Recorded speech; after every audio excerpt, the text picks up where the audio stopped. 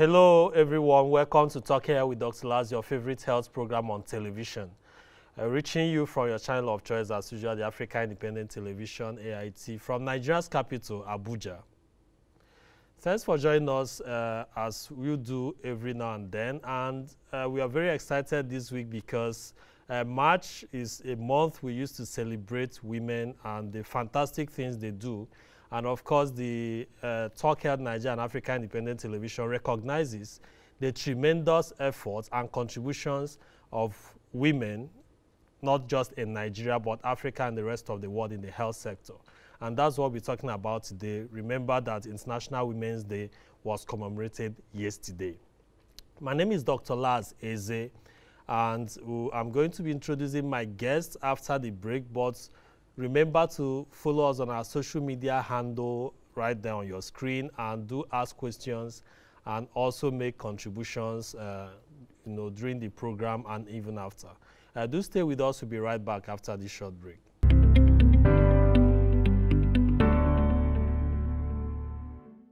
Welcome back to Talking Health with Dr. Laz, your favorite health program on television. Yes, according to the World Health Organization, about 70% of the entire health workforce, in a study done in 2019 among 104 countries, are women. So if women make up of 70% of the healthcare workers, that tells you the level of efforts and the tremendous work they are doing in the health sector. And of course, here in Nigeria, we know that 65% in the African sub-region of the nurses are women. Doctors, you have more men as doctors, but most of the community health extension workers, most of the community health officers, most of the junior community health extension workers, midwives are predominantly women. But when it comes to leadership in the health sector, women are disproportionately represented. In other words, we have so many women in the health sector, but in the leadership, there are very few of them. So my guests are already seated with me. Honorable Saudatu Sani is a former member of the House of Representatives from 2003 to 2011, and who also served as the Presidential Advisor on National Assembly Matters to former President Goodluck Jonathan, I think 2011 to 2015. Yeah. And until some months ago, she was the chairman of the Kaduna State Health Insurance Board. You're welcome to the program. Thank you very much. And you're also co-founder of Advocacy Nigeria, yes, and a member of the National Advocates for Health. Yes. So many caps being worn by one person. And I also have with me in the studio Mrs Margaret Bolaji-Adegbola, who is a sexual reproductive health and rights advocate, and also the founder of Stand With a Girl, SWAG. You're welcome to the program. Thank you very much for having me. I must add that both of them are members of the National Advocates for Health, leading high-level advocacy for the health sector in Nigeria. And I have both of them as some of the women who are doing great things, and International Women's Day, choose to challenge. That's the tagline. Let me start with you, Honorable Sani. The National Health Act took 10 years before it became a law in Nigeria. So that was a very tortuous path that you went through. So being a woman, the role you played, you were chairman of the MDG committee in the House of Reps. From there, when you were presidential advisor, you had the responsibility of ensuring the assent to the act. And there was a very strong group that was opposing assent to that. Could you briefly share your experience? Let's start from that National Health Act. Then we will have other parts of the conversation. Well, let me say good evening, Nigerians. And again, congratulations to all the world's women, especially Nigerian women, amidst all the challenges that we are facing. Any act or any bill that goes into the National Assembly with a woman face gets some challenges. The reason being that some of our colleagues feel that an act that favors women is discriminatory to men, an act that protects women is also discriminatory to men. However, the National Health Act was all encompassing. It touches the man, the woman, the child, the family, the environment. So it was not easy for many members of the National Assembly to understand the value of the National Health Act. And you said it took 10 years. Before, the rules in the National Assembly, in the House of Representatives specifically, is that if a bill passes the 4-year tenure of that legislature, and the chambers expires, you have to now bring it back all over again. Yes, but when the part you were involved in, you were in the National Assembly when the bill was first passed in 2011 and didn't get assent. Yeah. So being a woman that was a presidential advisor at National Assembly, was there any particular challenge you faced because of you were a woman, or was it an advantage in ensuring that an assent was given to the act? Well, actually, I didn't see it as being gender biased because I'm a woman. I see it as the time the act was passed and signed was that period when there was an election. Okay. And members that lost in the election were not interested in doing anything government. They were not interested in passing anything. People are, it's like, I lost my election and because my governor didn't like me or the president put my mouth on the election. So it was like there was vengeance in the chambers. People do not want to work, did not want to work. Okay. However, the speaker at that time, that was Honorable, the President Governor of Sokoto State, Tambuwal, stood his ground and made sure that he passed that bill before he leaves for that tenure. So it was not because I'm a woman, it was the period that it was presented. Okay. The members were not happy. They went for election. They lost. The primaries, you know, during that period. No, the actual, it was actually in 2014. It was in 2014. Yes. Some people lost. Yes. So they didn't like it, and they wanted to throw the baby with the bathwater.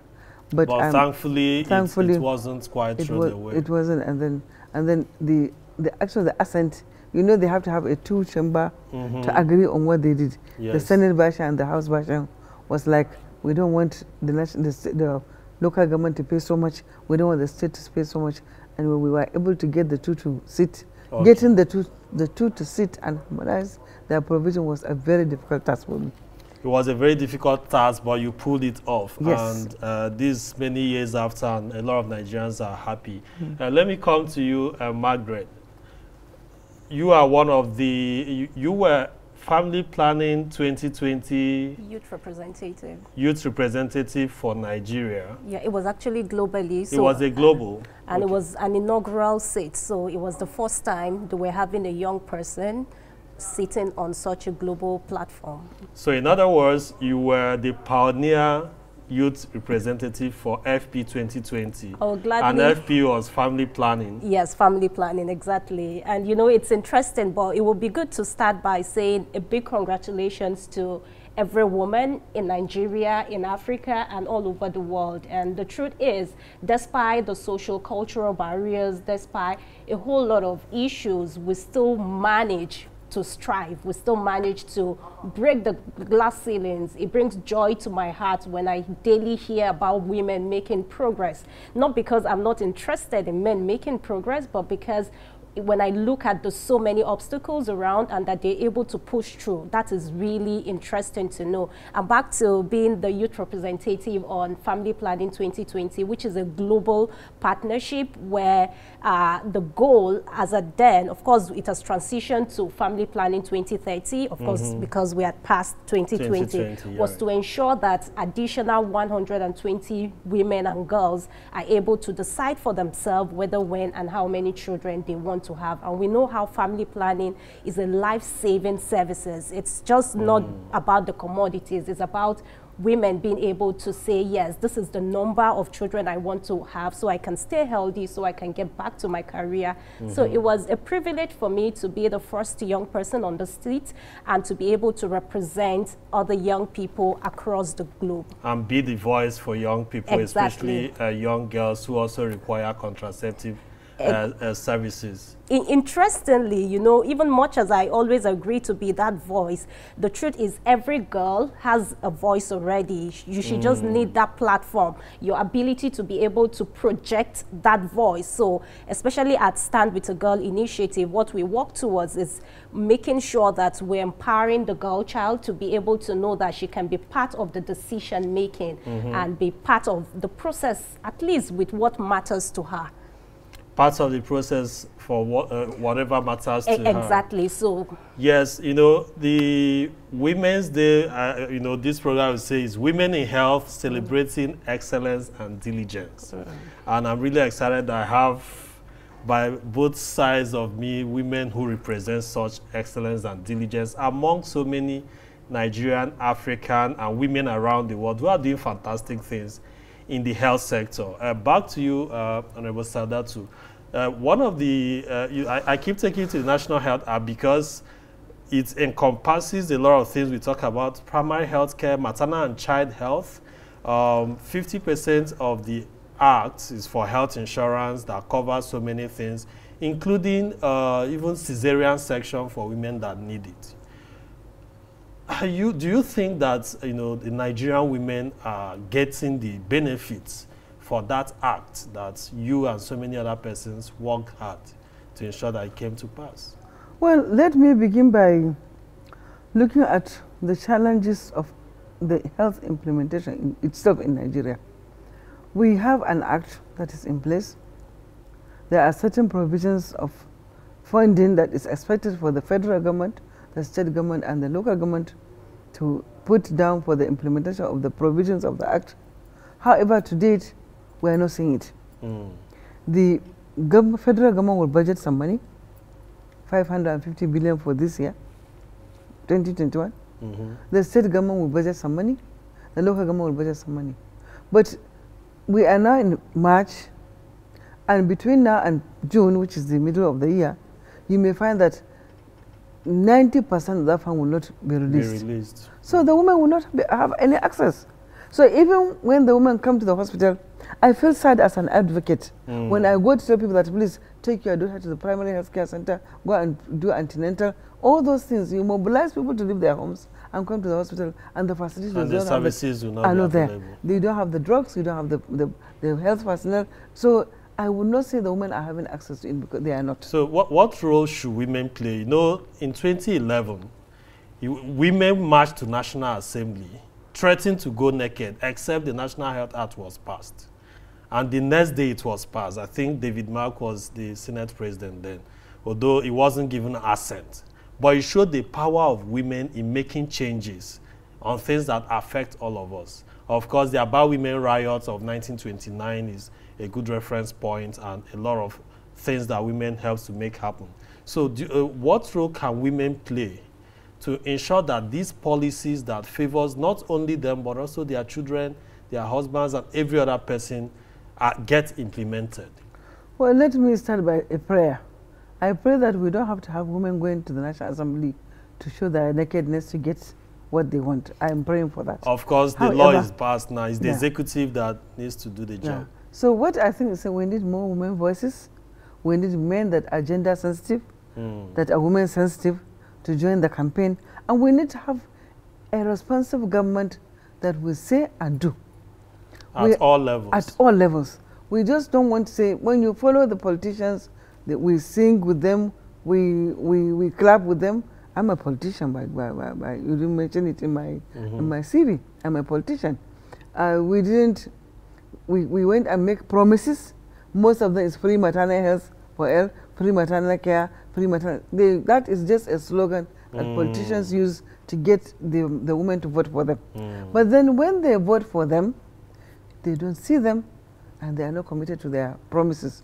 So how, you ask me a question, how do we get women to have access? First, making health a right, not a privilege. Even forcing the politician to do what they are now supposed to do. Now it's a privilege. So if they don't do it, there is no sanction.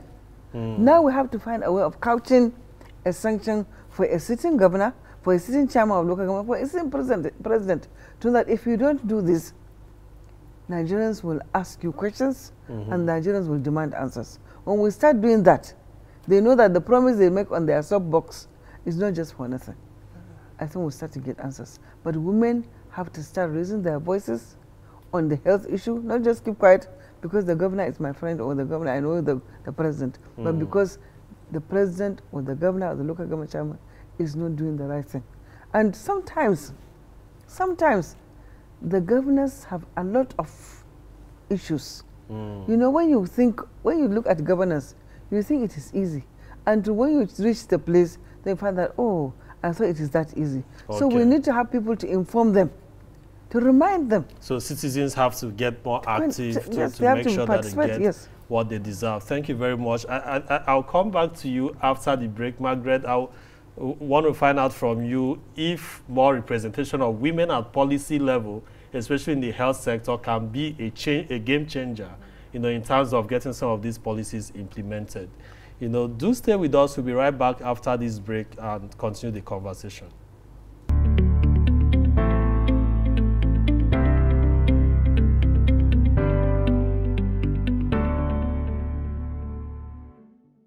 Welcome back to Talking Health with Dr. Laz, your favorite health program on television. We're having a special edition in commemoration of the International Women's Day that was marked yesterday, and I have two Nigerian women who are achievers, you know, who have been strong voices, have played key roles and still keep playing key roles in the health sector. We're having, you know, discussion on the excellence and diligence that the many women represent in the health sector globally. Yes, you know, about 70% of healthcare workers, according to WHO, are women. You know, in Nigeria, we also have majority. In fact, if you go to any health facility, the first person that will most likely attend to you is a woman. But at the policy level, you know, in the last 20 years, we probably have one female minister of health. And if you look at the major parastatals in the health sector, I don't think any of them is headed by a woman at the moment. So what's your thoughts around this? You know, what are the barriers in your opinion, and what changes do you think this can bring, especially in maternal and child health care? Yeah, thank you for asking. And you know, just going back to the statistics, it's really not logical to have 70% of women in the health force, and then when you get to the leadership position, you can find them, because the truth is you can only make decisions about issues you know so well about, and it's just normal. And you know, we need to begin to normalize women in leadership.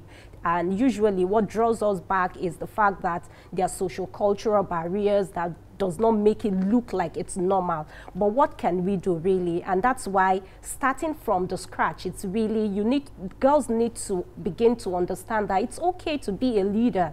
It's okay to take up and honorable mention citizen engagement. It's okay to ask your government to be accountable to you.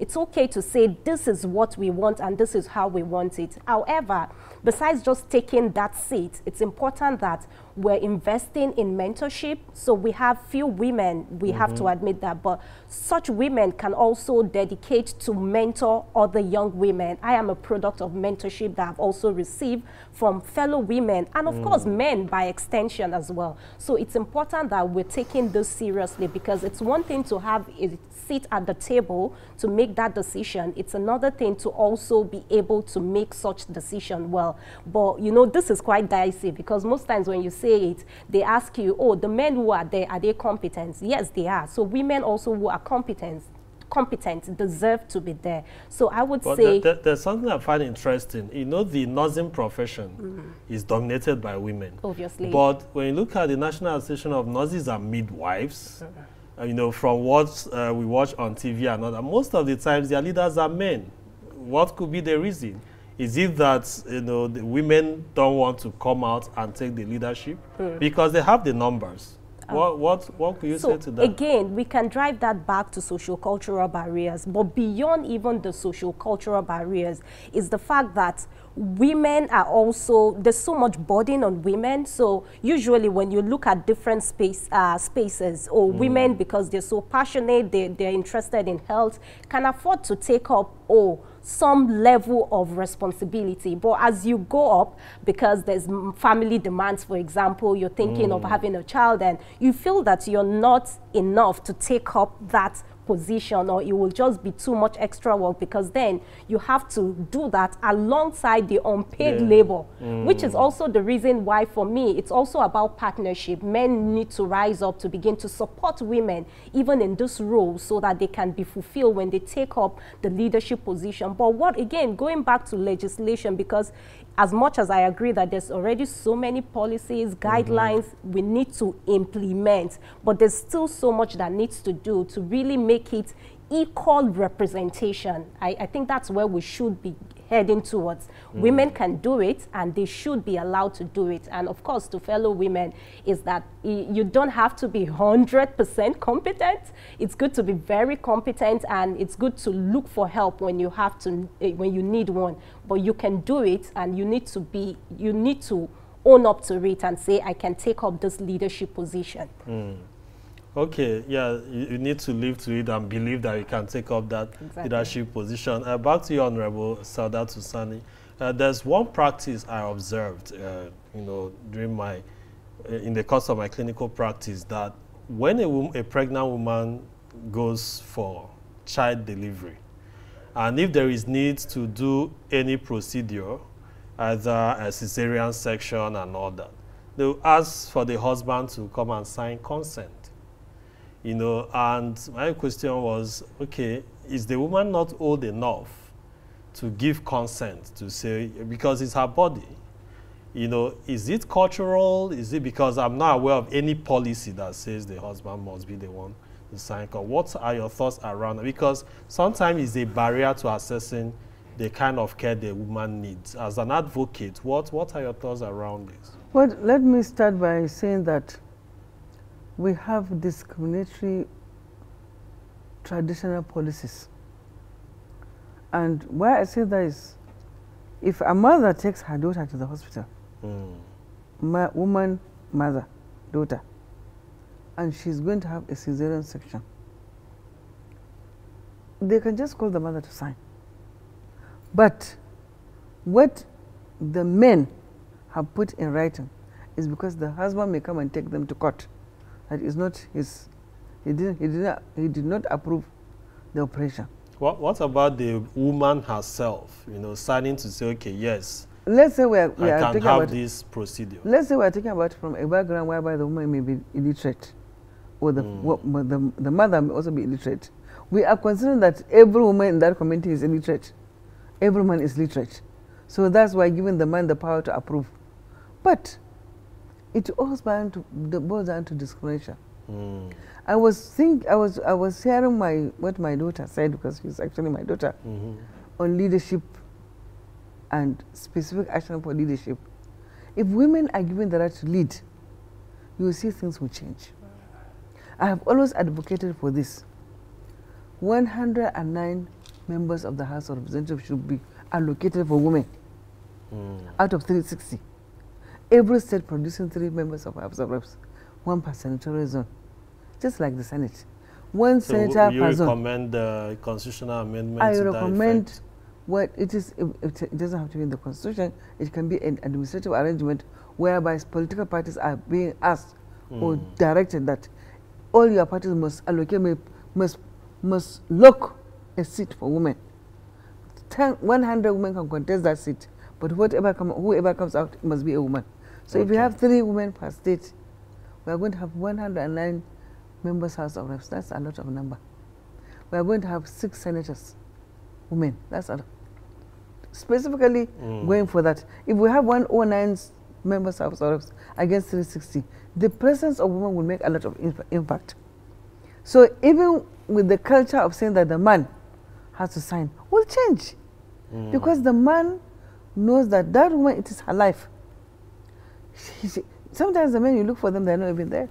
Yes, because there was actually a case that very much like the man actually refused, and the woman nearly lost her life before an intervention was done. What are your thoughts around that, Margaret? Are you aware of this practice? Yes, so I am aware, but it still baffles me too, because I'm yet to also lay hand on a legal document that actually see to that. And from personal experience, I remember going to the hospital, and then it wasn't even CS, but it was a minor operation, and then I was requested to have my husband sign, and he was not in town. And then the next question was, oh, do you have someone and everything? But the question, or the position they took was the fact that, oh, we don't know if something happens to you. You can, but I said, it's my signature. You can, of course, hold it to say, this is it. But the truth is, it's still being, when we trace it, we can still trace it back to the social cultural barriers. And when we look at, just like my mommy was saying, if you look at the evidence, really, with the COVID-19 whole situation, if you look at countries that have made some progress, there are countries that are headed by women. Is it Finland or just different countries like that? So really, if we have evidence to show that when women are given that opportunity to lead, they will deliver, then what exactly are we waiting for as Nigeria? And let's not just think about the national level, even at the grassroots level, because honestly, for me, like the World Development Committee, exactly, that's where it starts from. We need to begin to see women taking up leadership position, especially on matters that really affect their lives. Okay, women need to take leadership position, especially on matters that really affect their lives. We wish to continue, but our time is up, and we have to end it here.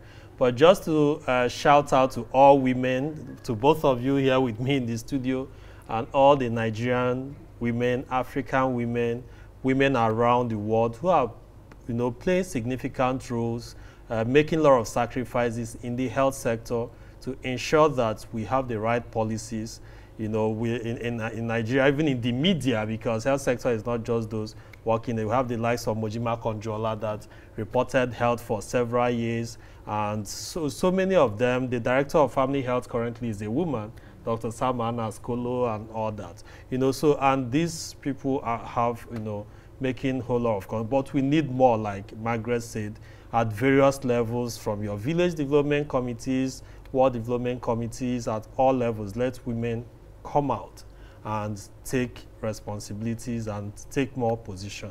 So thank you, Honorable Saudatu Sani, for thank you very much, and we thank you for this program, and we hope that AIT will continue to support women. And we also want to say that those governors in court that are supporting women, please let them continue. And those that feel that women are not important, please let them go back to the drawing board, because women are important, because it is a woman that delivered you. Very great, delivered all of us. And thank you, Margaret, for being on the program. Thank you for having me, and kudos to men like Dr. Laz, who always supports women, he for she, that's what I usually call them. And of course, to every man who supports women out there, we're saying thank you, and we're celebrating you too on such a day like this. And to every woman, especially the marginalized girls and women, I just have to do this for you. Okay, thank you. Thanks our viewers for being with us. That's all we can have today.